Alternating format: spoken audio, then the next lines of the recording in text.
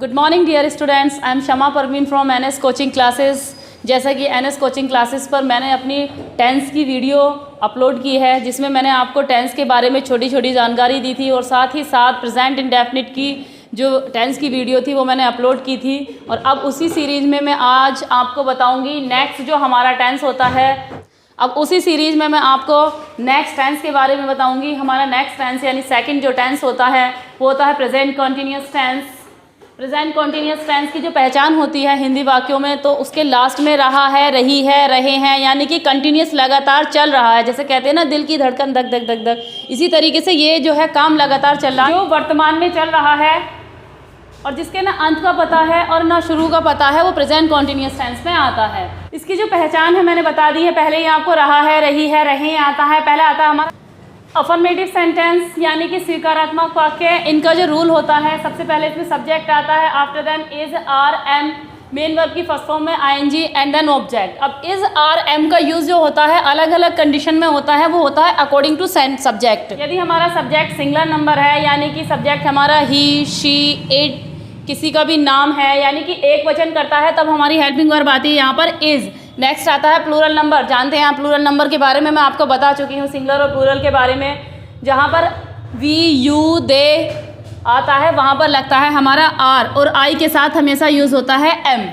Helping verb में क्या होता है, इसकी ये सारी वर्ब्स आती हैं और मेन वर्ब में फर्स्ट फॉर्म में आईएनजी लगा देते हैं, क्योंकि जहाँ भी रहा, रही, रहे, लगातार होगा काम, वहाँ पर वर्ब की फर्स्ट फॉर्म में आईएनजी ही लगाया जाता है। इसका जो एग्जाम्पल है, मोहन क्रिकेट खेल रहा है। रहा है से हमें पहचान पड़ेगी कि हमारा यह एक प्रेजेंट कॉन्टीन्यूअस का है। सबसे पहले इसमें हमारा सब्जेक्ट आता है। सब्जेक्ट क्या दिया हुआ है, मोहन। नेक्स्ट दिया हुआ है इज या आर या एम में से एक हेल्पिंग वर्ब यूज़ करनी है, वो according to sentence, according to subject हम यूज़ करते हैं। सब्जेक्ट सिंगुलर है तो यहाँ पर हम यूज़ करेंगे इज, मोहन इज। उसके बाद मेन वर्ब है खेल रहा है, playing, Mohan is playing. After then object, cricket. Next आते हैं हमारे निगेटिव सेंटेंस यानी नहीं वाले वाक्य जो होते हैं। इनमें सिर्फ कुछ नहीं करना होता, subject plus is, are, am और उसके बाद में नोट लगा देते हैं, और कभी नहीं हो तो वहाँ पर नेवर का यूज़ करते हैं। एंड देन मेन वर्ब की फर्स्ट फॉर्म में आईएनजी और ऑब्जेक्ट। जैसे तुम कक्षा में शोर नहीं मचा रहे हो, तो सबसे पहले तुम की इंग्लिश आएगी यहाँ पर यू। यू के साथ हमारी हेल्पिंग वर्ब क्या लगेगी, आर, क्योंकि यू हमारा प्लूरल नंबर है। आर के बाद नहीं की इंग्लिश आ जाएगी नॉट, यू आर नॉट। उसके बाद शोर मचाना, ये हमारी मेन वर्ब है, शोर मचा रहे हैं, you are not making.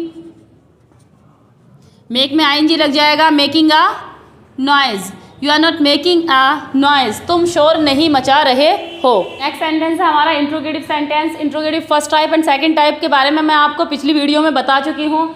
Interrogative sentence first type के वो होते हैं जिनके शुरू में क्या आ जाता है, क्या से प्रश्न किया जाता है, तो उसके लिए सबसे पहले इज या आर या एम का यूज़ करते हैं। आफ्टर देन सब्जेक्ट, उसके बाद मेन वर्ब की फर्स्ट फॉर्म में ING, object and then question mark.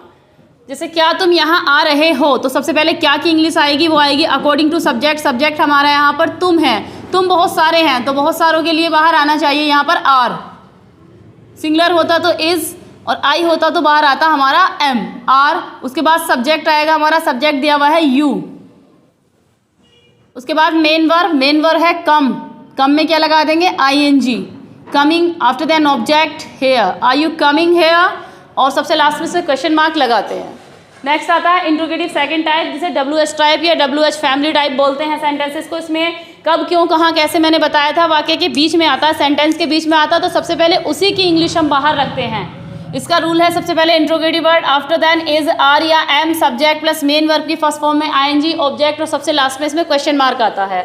जैसे वे दिल्ली से कब लौट रहे हैं, तो कब वाक्य के बीच में दिया है, तो सबसे पहले इसी की इंग्लिश जो है हम यहाँ पर लगाएंगे वैन। उसके बाद हेल्पिंग वर्ब लगेगी, वो अकॉर्डिंग टू सब्जेक्ट। सब्जेक्ट हमारा वे दे रखा है, बहुत सारे हैं, तो हेल्पिंग वर्ब क्या आनी चाहिए यहाँ पर, are, when are. After then subject है दे, वैन आर दे। लौटने की मेन वर्ब की इंग्लिश रिटर्निंग, से, फ्रॉम, और सबसे लास्ट में दिल्ली, वैन और question mark, when are they returning from Delhi. I hope that कि आपको ये टेंस जो है काफ़ी अच्छी तरीके से समझ में आ गया होगा, प्रेजेंट कॉन्टिन्यूअस टेंस। इससे रिलेटेड कुछ सेंटेंस मैं आपको यहाँ पर एक्सरसाइज बनवा रही हूँ। जो सेंटेंस है हमारे यहाँ पर, मीना अपने कपड़े धो रही है तो हमारा टेंस प्रेजेंट कॉन्टिन्यूअस टेंस है। तो सबसे पहले इसमें हमारा सब्जेक्ट आएगा मीना। मीना के अकॉर्डिंग हमारी यहाँ पर हेल्पिंग वर्ब लगेगी इज, क्योंकि मीना सिंगुलर नंबर है। उसके बाद धो रही है, is washing. After then object अपने कपड़े, मीना के अकॉर्डिंग अपने की इंग्लिश हर आती है, क्लॉथ्स, वॉशिंग हर क्लॉथ्स। नेक्स्ट सेंटेंस है तुम खाना नहीं खा रहे हो। तो सबसे पहले सब्जेक्ट क्या आएगा इसमें आपका यू के अकॉर्डिंग हेल्पिंग वर्ब आर। उसके बाद नॉट, नहीं के लिए, you are not. Main verb क्या है इसमें आपकी ईट में लग जाएगा, eating food, you are not eating food. Next sentence है क्या वे तुम्हें चिढ़ा रहे हैं। तो क्या की इंग्लिश सबसे पहले शुरू में आएगी दे के अकॉर्डिंग आर। उसके बाद आता है हमारा सब्जेक्ट दे दिया है तभी हमने यहाँ पर आर लगाया। अगर सिंगुलर नंबर होता तो यहाँ पर इसका यूज करते और आई होता तो हम यहाँ पर एम का यूज करते। आर दे, फिर उसके बाद चिढ़ा रही हैं, चिढ़ाने की इंग्लिश होती है टीज, आर दे टीजिंग, आई ही लग जाएगा। ऑब्जेक्ट में हमारा आता है you, are they teasing you. Next है वह क्यों रो रही है। अब इसमें क्यों आपका बीच में दिया गया है तो ये WH फैमिली से रिलेटेड आपका सेंटेंस है, क्योंकि इंग्लिश सबसे पहले शुरू में आएगी व्हाई। उसके बाद हेल्पिंग वर्ब लगेगी हमारे यहाँ पर वह के अकॉर्डिंग इज, वह शी, वीपिंग, और सबसे लास्ट में question mark, why is she weeping. Next है तुम्हें कौन बुला रहा है। तो सबसे पहले कौन की इंग्लिश आएगी यहाँ पर हु। उसके बाद हेल्पिंग वर्ब आएगी तुम्हें के अकॉर्डिंग आर, सब्जेक्ट यू, और बुला रहा है calling, who are you calling. I hope that